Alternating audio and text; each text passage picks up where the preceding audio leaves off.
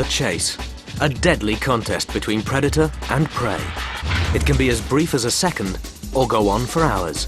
It all depends on who you are, where you live, and what you're chasing. But all chases have one simple rule. Whoever wins stays alive. To survive, you must be built for the kill.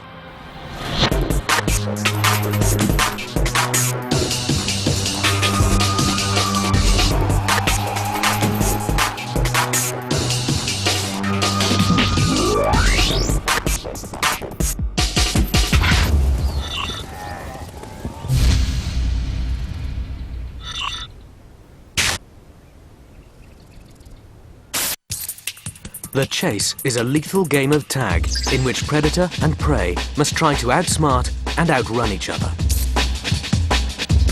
The difference between life and death can be a split second.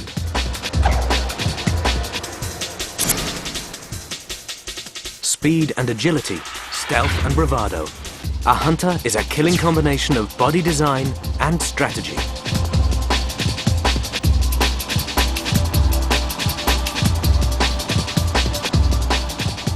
From a smash-and-grab eagle raid to the power of a wolf pack and fish-finding missiles hunting at sea, each chase is a finely calculated search-and-destroy mission. And survival always depends on being built for the kill.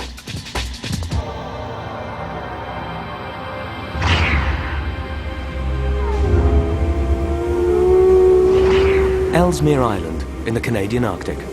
The top predator here is a wolf, a white wolf. Wolves live in packs, but food is hard to find here, and this wolf pack is small. Just mum, dad, and the kids. Wolves are one of the most widespread carnivores on the planet. They can survive in extreme environments like this because they're cunning and adaptable. The wolves might look like they're having fun, but survival here is a deadly game. And while a lemming is a tasty snack, something bigger would be better. White wolves are built for chasing down dinner. They're supreme runners that can sprint up to 50 kilometers or 30 miles an hour. But they can also lope for hours, traveling up to 160 kilometers or 100 miles in a single day. It all depends on what's on the menu. In summer, a feature dish here is Arctic hare. There's only one problem. With its oversized back legs and feet and its long stride, an adult hare can run faster than a wolf. For only a few weeks each year, the wolves have a chance. Young hares or leverets aren't quite so quick. To find a target, the wolf uses an arsenal of sensory weapons. Its long muzzle gives it an incredibly acute sense of smell. It can pick up a scent trail from almost 2.5 kilometers, well over a mile away. A wolf has finely tuned hearing and can detect sounds at a much higher frequency than humans. It also has good binocular vision, even though it sees the world virtually in black and white. That's bad news for the white Arctic hare.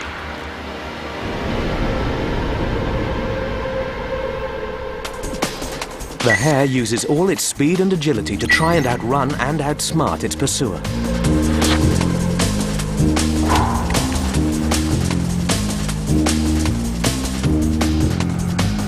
The soles of its hind feet are hairy for extra grip. But the wolf can go one better. Just watch it turn as the hare jinks and swerves in a desperate bid to escape. The wolf's claws act as cleats, good for cornering.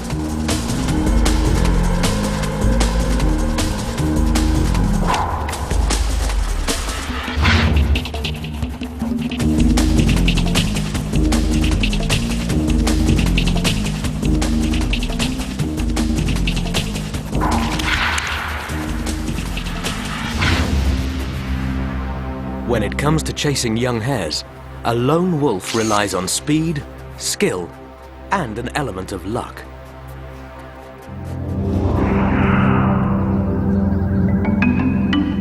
central Canada. And another wolf pack uses a different strategy to take on the biggest animal in the Americas. There's little chance a wolf hunting on its own could bring down one of these monsters. American buffalo, or bison, are some 150 times the size of a hare. They're a formidable prey that stand nearly 2 meters, that's 6 feet at the shoulder. A male can weigh over a ton. They have sharp horns and can be dangerous. In a head-on confrontation, a buffalo would be capable of injuring or even killing a single wolf. So instead, the wolves work in a group. The pack has 2 leaders, the alpha male and alpha female. The dominant animals have raised ears and tails. Subordinate animals lick at mouths like pups begging for food. Every animal knows its place. Wolves howl to tell other packs to stay away from their territory. A wolf chorus can be heard up to 10 kilometers or 6 miles away. The size of the territory depends on the number of wolves in the pack. It can be as small as a suburb or bigger than New York City.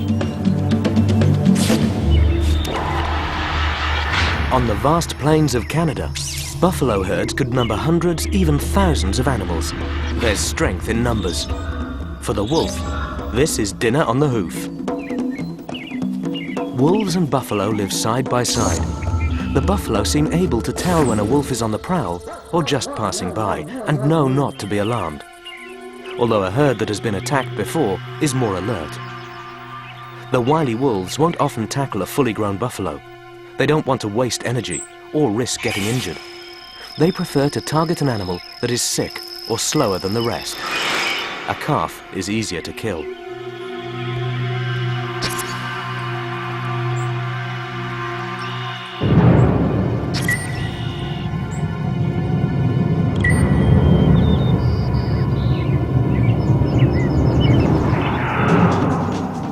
The wolves stalk to get as close as possible.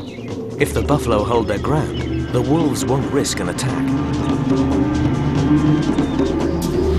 If one animal starts running, the whole herd will join in. The chase is on. For the wolves, it's a test to see if they can get close to their intended victim. But the buffalo are fast runners. At speeds of more than 60 kilometers or 35 miles an hour, they're faster than the wolves. If the wolves can't get close, they will soon give up. More than 9 out of 10 hunts fail. If a quick kill isn't possible, they'll go for a test of endurance. They might run the buffaloes for more than 5 kilometers or 3 miles. It can take them several days to finally complete their kill. The wolves nip at heels and harry the herd from the back, trying to separate their prey. As soon as it starts to lag behind, they jump on it, slowing it down and trying to wound it. Separated from the herd, it's now vulnerable. The buffalo tries to keep facing its opponents. It desperately seeks safety in the river. But the wolves follow. Tired wolves grab a brief rest while their pack mates carry on.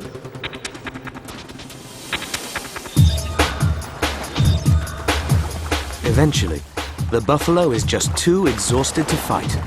The wolves have their victory. By working together, wolves can take down animals much bigger than themselves. On their own, or as part of a team, wolves are expert at the chase and built for the kill. Coming up next on Built for the Kill. A pocket-sized assassin hunts on its own in the night forest. Out in the open ocean, speed is the deadliest weapon. A golden eagle's search and destroy mission unfolds in the skies of the Himalayas. A pirate seabird grabs its chance. And living torpedoes on the chase for fish.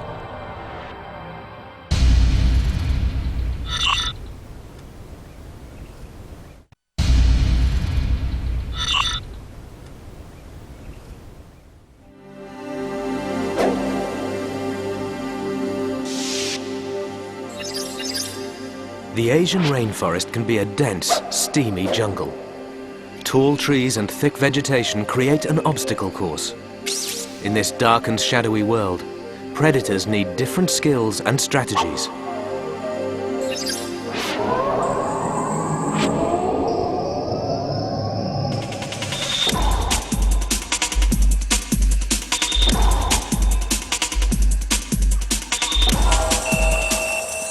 There's no point trying to work in a group, so this pocket-sized assassin hunts on its own.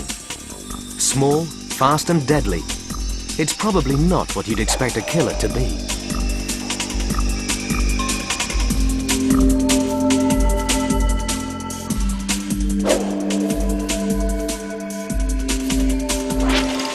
The Philippine tarsier may seem wide-eyed and innocent, but don't let looks deceive you.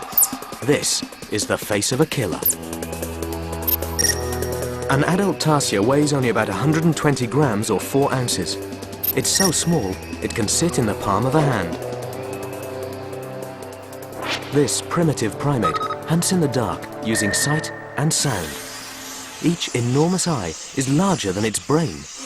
If human eyes were as large in proportion to our skull, they would be the size of a grapefruit. The eyes are too big to swivel in their sockets, so the tarsier rotates its head round to the back like an owl. It's like having eyes in the back of its head. Perfect all-round vision.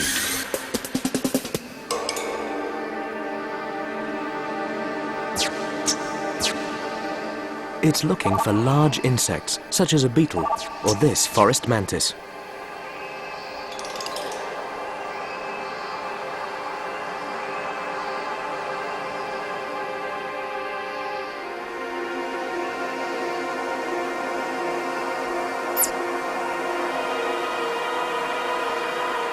Like any assassin, the tarsier pinpoints its target with precision, lining it up for the killing pounce.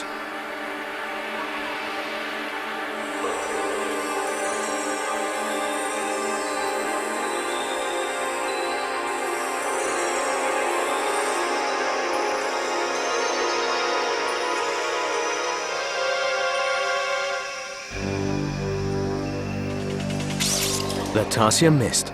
The mantis's prayers were answered, this time.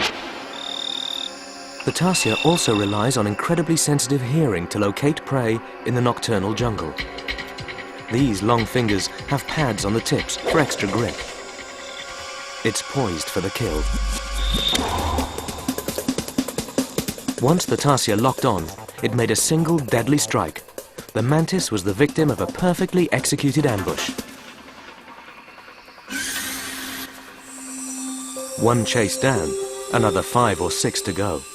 This little hunter needs plenty of fuel to keep chasing through the night. It covers a lot of ground for a tiny animal. A male may travel more than 1.5 kilometers, nearly a mile, in one night. What makes the tarsier really built for the chase is its amazing skeleton. It has enormous leg muscles to power it into the air. The bottom third of its 2 lower leg bones are fused together. They act like shock absorbers when it lands. The spring-loaded tarsier can leap more than 25 times its own body length, up to 3 meters or nearly 10 feet.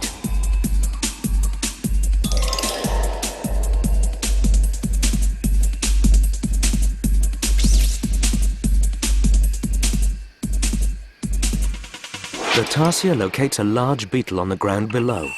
It looks, listens, and lines up its goal.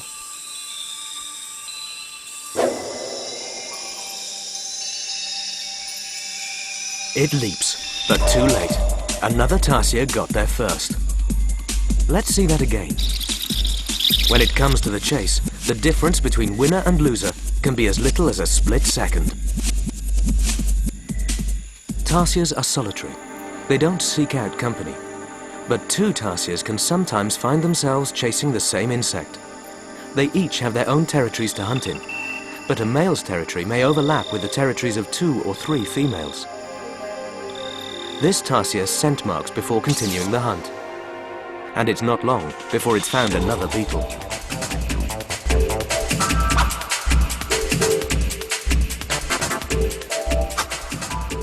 Tropical rainforests are among the most diverse environments on Earth. The night forest is full of potential dinners. The secret to the tarsier's success lies in preparation.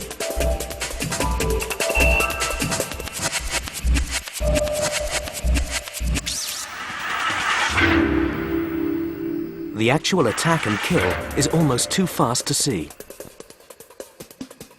Here it is again, in slow motion. In mid-leap, the tarsier is a speeding missile, tucked into an aerodynamic ball. As it closes in, its long, grasping fingers reach out.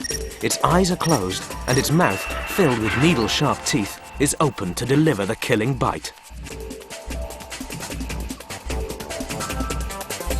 In the jungle, looks can be deceiving. The most unlikely creatures can be baby-faced assassins.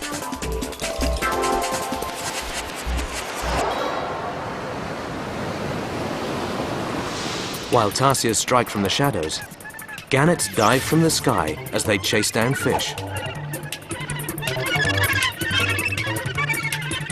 For a few months each year, these supreme seabirds come to clifftop vantage points to lay eggs and raise their chicks.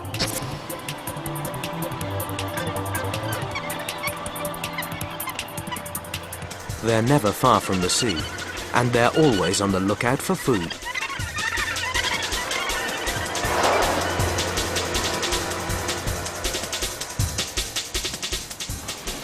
So is the striped marlin, the open ocean equivalent of a wolf hunting in grassland. It's a powerful killer that is fast and capable of a long chase. First though, it has to find some fish.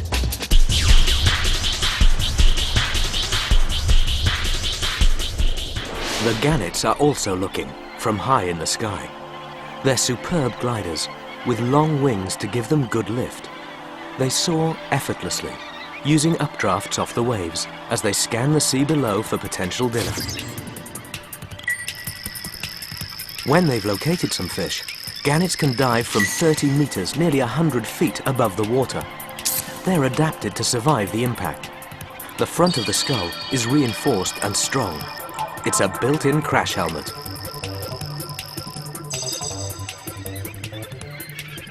They have air sacs on their chest and neck to cushion the blow of entering the water.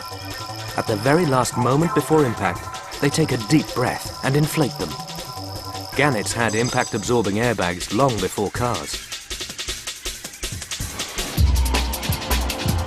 When it comes to chasing fish, marlin and gannets are two of the fastest animals around. Their weapon is speed. The marlin has located a school of fish. It zeroes in, reaching speeds of 80 kilometers or 50 miles an hour. The speed comes from its tail. The crescent-shaped blade acts like a hydrofoil giving lift. Its superbly streamlined body cuts through the water with almost no drag. It hits its prey like a living torpedo, stunning them with its long bill. With no hope of outrunning the marlin, the fish pack into a tight ball. They might be trying to fool their attacker into thinking they're a single large fish, or perhaps they're just trying to confuse it. The marlin will find it hard to pick any one fish out from the swirling mass. The fish ball flees toward the surface, but there is more danger up there. They truly are caught between the devil and the deep blue sea.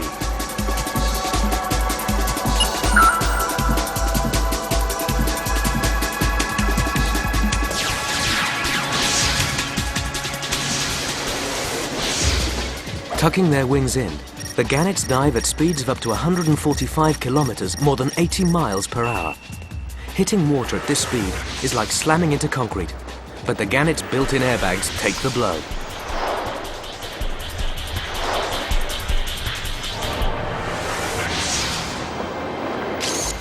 Their beaks have sharp serrated edges to grip the fish.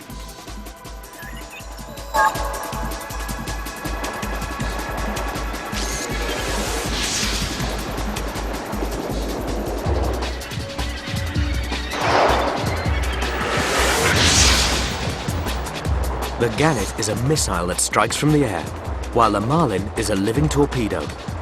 Two fish-chasing specialists with different strategies for hunting in the open sea.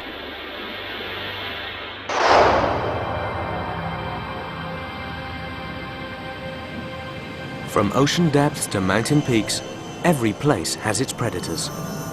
The dry Himalayan foothills are the perfect hunting ground for a golden eagle. A pair of eagles have nested here for many years. Each year's nest is built on top of the previous one. A female golden eagle is impressive, nearly a meter or more than 3 feet tall. She's a killing machine from top to toe, equipped with deadly weapons, razor-sharp eyesight, a powerful beak, and massive talons.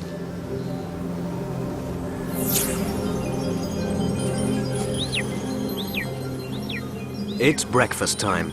The chicks are hungry. Time to go hunting.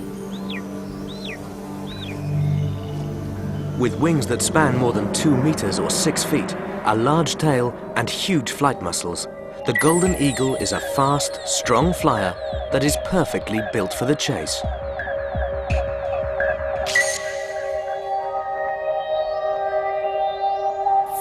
It will take time and patience to find small animals such as marmots or hares. The eagle has a number of strategies for searching for prey. She can soar on thermals of air rising off the ground, conserving energy and scoping the ground from high above.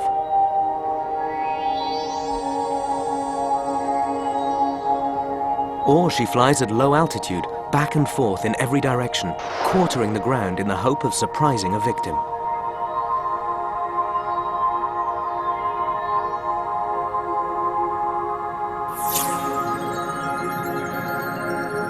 As the sun finally reaches the bottom of the deep valleys, Himalayan marmots come out of their burrows. They're late risers and don't come above ground until the sun begins to warm things up. These big rodents are one of the eagle's favorite foods, and they know it. They're safe for now. The golden eagle has a huge territory and a lot of ground to cover. She's several valleys away from the marmot colony.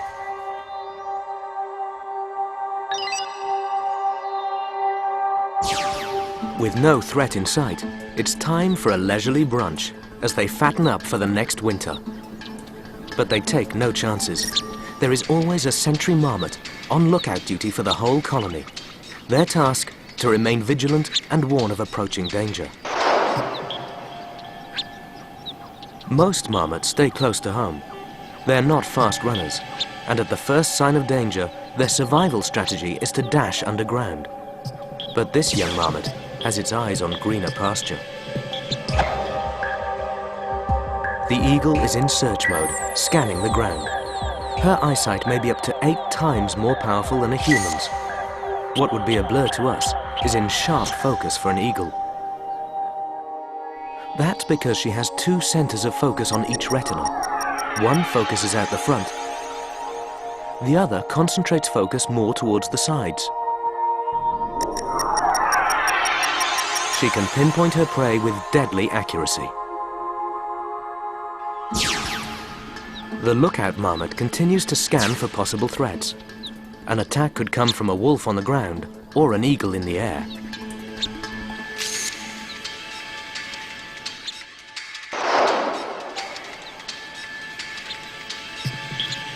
Secure in the knowledge that the lookout will sound the alarm, these young males are boxing. It's a ritual fight, and no one's getting hurt. Yet.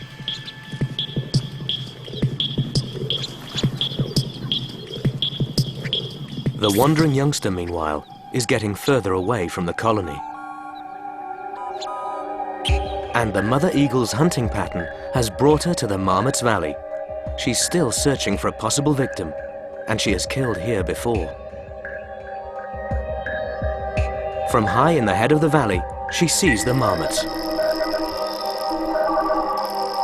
She begins to close in. Her fast, silent approach should take her quarry by surprise, although she succeeds in making a kill only 20% of the time. The lookout sees her coming. It shouts the alarm. The marmots head for cover. They all escape, except for the young marmot who has strayed too far and didn't hear the alarm call. And the eagle has seen it.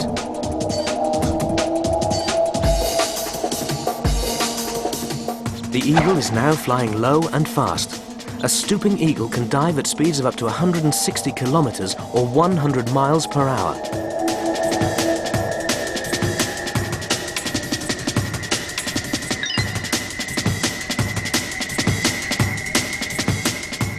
She bends her wings back to go faster and uses her tail to maneuver.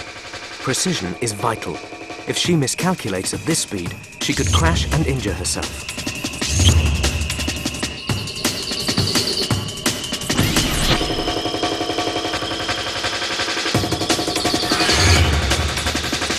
The marmot is fatally wounded on impact.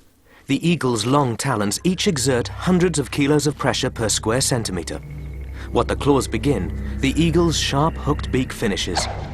The marmot never stood a chance against a bird that is built for the kill.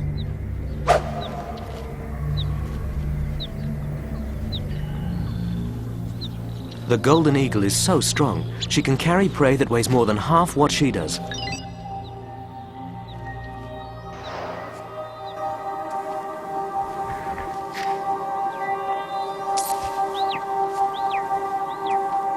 Raised on a diet of meat, these small balls of fluff will grow up to be just like their mother, a ruthless killing machine that has mastered the art of the chase.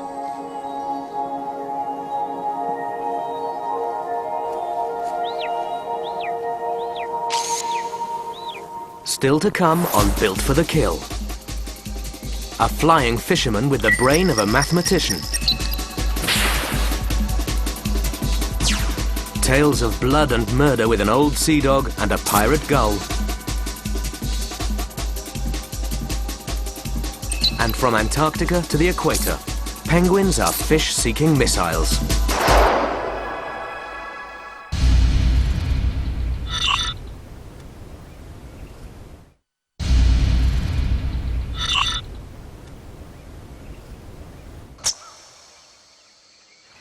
A flying fisherman with a mathematician's brain relishes the challenge of hunting in these rivers.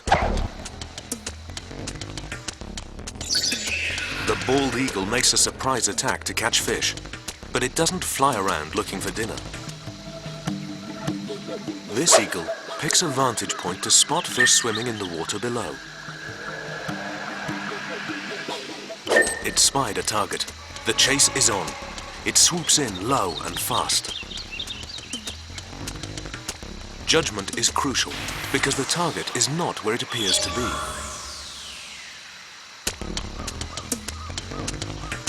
The bending of light through water creates an optical illusion.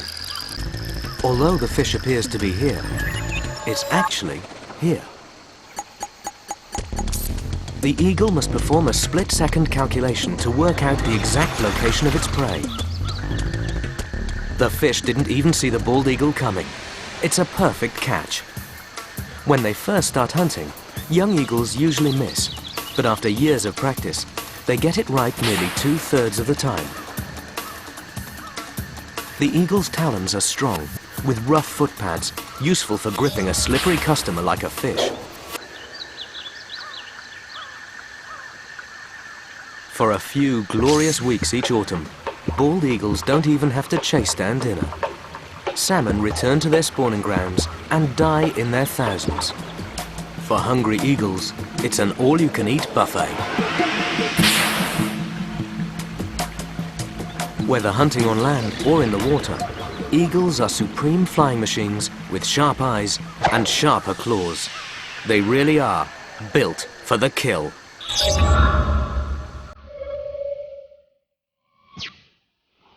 Seals share the bald eagle's taste for seafood, but they've taken the chase underwater, into the fish's world. Their dog-like ancestors abandoned the land some 25 million years ago. Evolution has shaped these air-breathing mammals into streamlined torpedoes, designed for the chase. Their legs have become short but strong. Their hands and finger bones are elongated and webbed for thrust and power.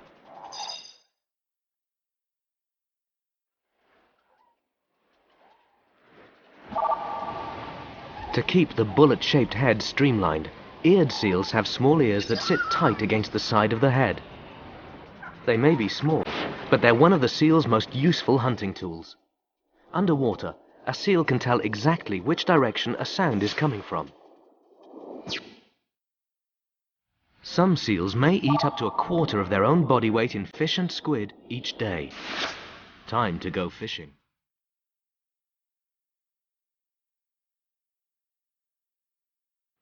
Clumsy on land, the seal transforms into an athletic ballerina in the water.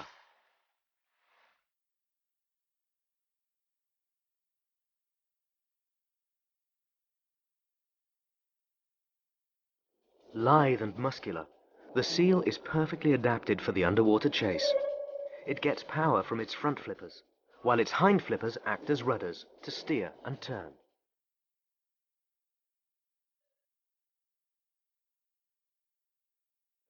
This awesome diver's chest and lungs compress to withstand pressure at depth. A seal can dive to 240 meters, nearly 800 feet, and then speed back up to the surface to breathe without getting the bends. This seal's hunting ground is a deep, dark fjord. To locate prey in the gloomy water, it relies on acute hearing and good eyesight. Its eyes sit high on its face, looking forward. Underwater, the pupils are open wide, and the eyes bulge almost out of its head.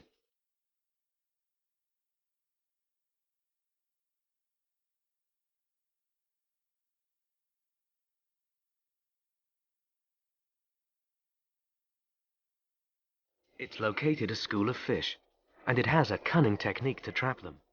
The sides of the fjord are steep. It begins to chase the fish up towards the surface and against the rock wall, where they will have no escape.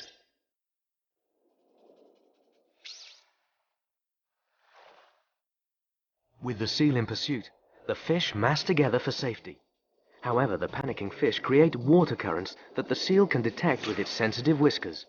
It keeps herding them towards the surface.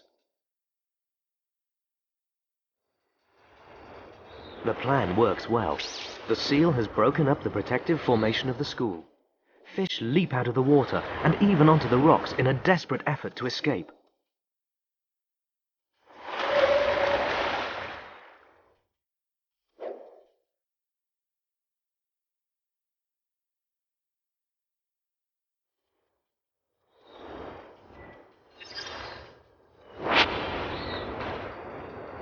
The seal's teeth are good for holding on to fish, but not for chewing. These fish are small enough to swallow whole.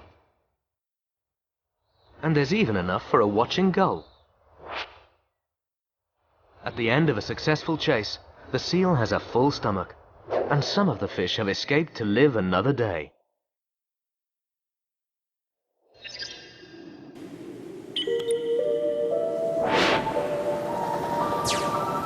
Antarctica, a continent of stunning beauty and of the unexpected, where birds fly out of the water only to come face to face with their worst predator. The skua, a voracious seabird pirate. It survives here not because it's a specialist, but because it's a merciless opportunist that will chase and eat almost anything it can find. Pickings are slim in the frozen wastes of Antarctica, except in this crowded colony where Adelie penguins are incubating their eggs. The skuas aren't capable of killing an adult penguin. They're after the high-protein eggs, but the eggs are under 24-hour guard.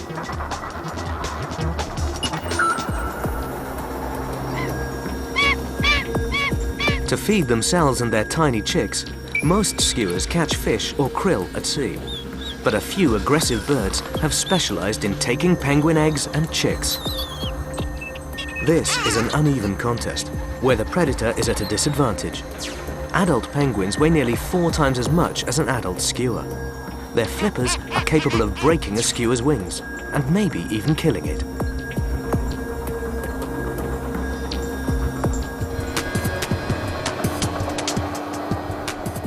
The skewers strafe the colony in a relentless low-level aerial bombardment, searching for any opportunity.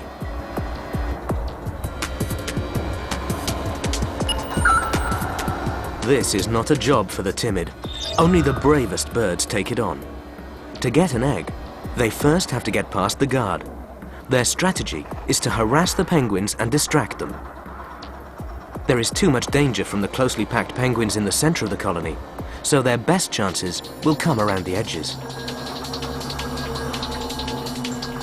As long as the penguins hold their ground, their eggs will be okay. But they never know when they're about to be buzzed by a low-flying skewer.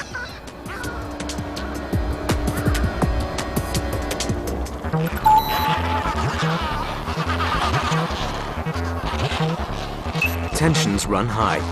Stressed and fighting amongst themselves, these penguins allow a precious egg to roll out of the nest.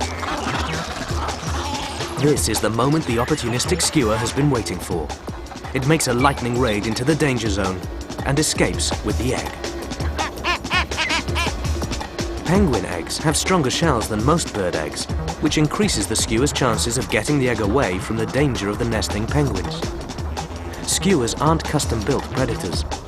Although their feet have claws, they're still webbed for swimming. Their strong hooked beak is barely big enough to hold a penguin egg. Their best weapon is attitude, persistence, and bravado.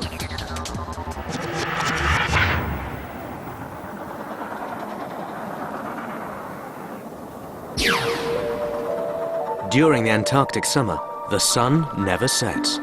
The skewers hunt whenever they're hungry, 24 hours a day.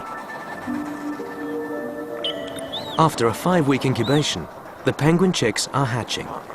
The small chicks will be safe, as long as they're guarded by a parent. On their own, they're defenseless and could easily be overpowered and carried away by a skewer.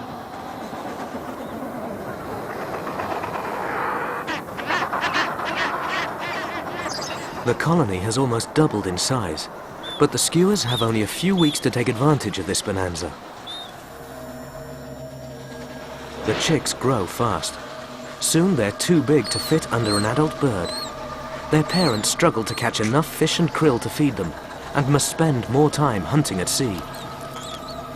Increasingly, chicks are left on their own. The skewers' tactics change. They begin to target the lone chicks. The chick's best defense is to hold its ground and face its opponent, to bluff its way out of danger.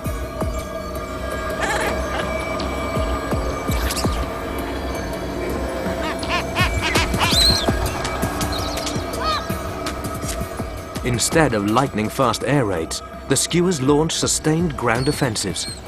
With not so many adult penguins around, the skewers are much bolder.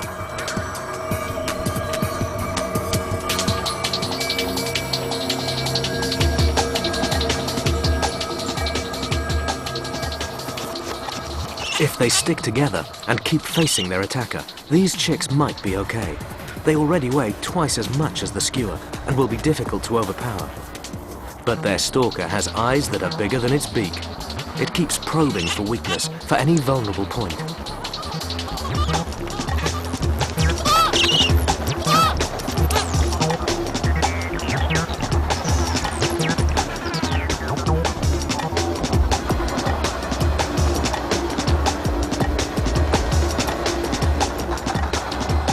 One of the chicks makes a run for it. A bad move. Luckily, the penguin cavalry arrives just in time.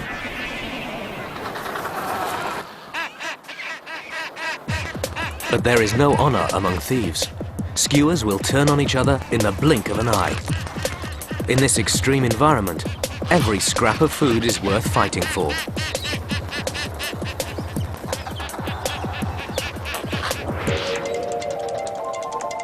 By late summer, the biggest chicks are fledging and are nearly ready to go to sea. But there are still some late-hatching small chicks that could fall prey to the pirate gulls.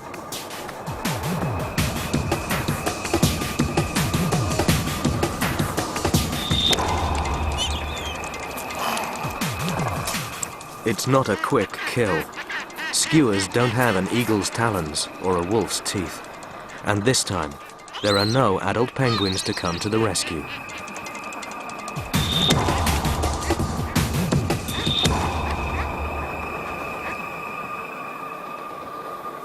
Despite the best efforts of its parents, this skua chick is unlikely to make it to adulthood. Only 1/10 of all skua eggs hatch and survive, and in some years, none will make it through. But nearly 2/3 of the penguin chicks will leave the colony and swim out to sea for the winter. The penguins keep their advantage right to the end. But only out at sea will they be safe from the attack of the skuas. Next on Built for the Kill, penguins have their day. The chase is really on when the hunted become the hunters.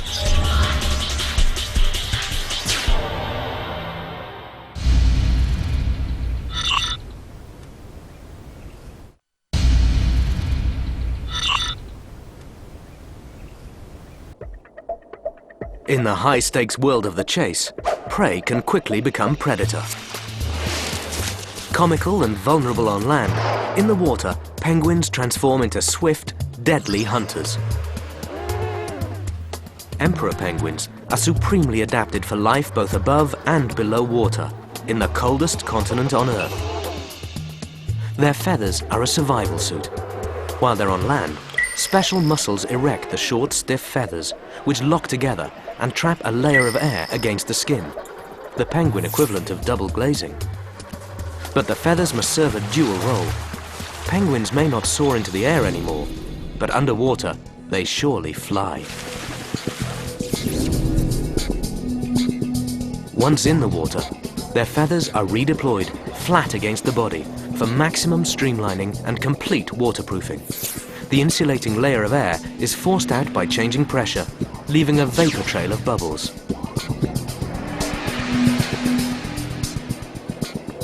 Feathers aren't the only things about penguins that have changed since they gave up flying. Their wings have become stiff paddles that propel them underwater. Their feet and tail act as rudders, helping them to turn. Emperor penguins chase down dinner in the ocean depths. They can even hunt on the seafloor more than 500 meters or 1,600 feet down. They can hold their breath for up to 12 minutes at a time. They have less drag than the best designed boat or submarine and can swim faster than an Olympic gold medalist. The same body shape and swimming skills apply to penguins all the way from the largest, the emperor, to the smallest, the little penguin. This little penguin's hunting ground is shallow coastal water, an obstacle course full of weeds. Small fish have lots of places to hide. But their opponent homes in on its prey with deadly speed and accuracy. It's fast and maneuverable with lightning reflexes.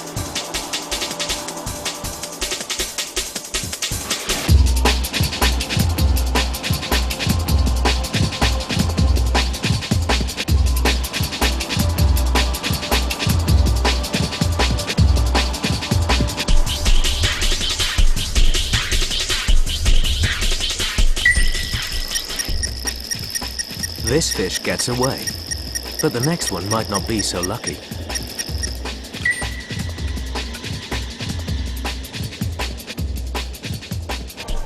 The fish senses the penguin coming and tries to dodge out of the way. But the penguin's strike is too fast.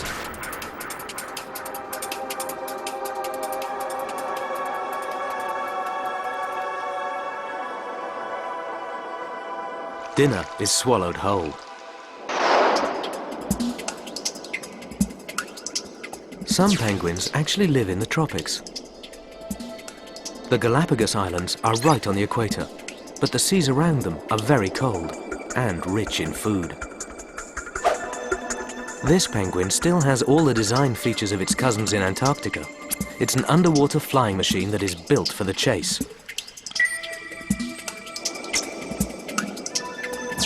The water here is very clear. The only place for a fish to hide is in a crowd. The fish have congregated into a huge school. Like any school, it operates under a few simple rules. Swim in the same direction as everyone else and stay the same distance from your neighbor at all times. However, when a hungry penguin comes into the picture, another rule applies. Every fish for itself. All of the confusion will make it difficult for the penguin to lock onto a target.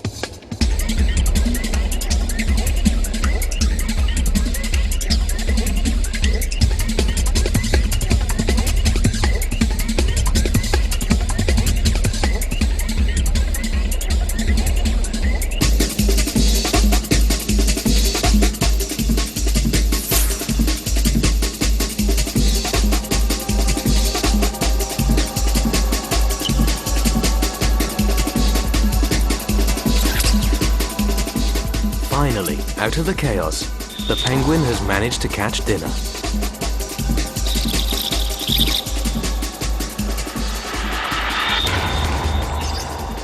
Penguins really are feathered fish-finding missiles. The chase is an age-old competition between predator and prey. Body design and tactics may change, but the goal is always the same. Outrun, outwit, outlive. To survive, you must be built for the kill.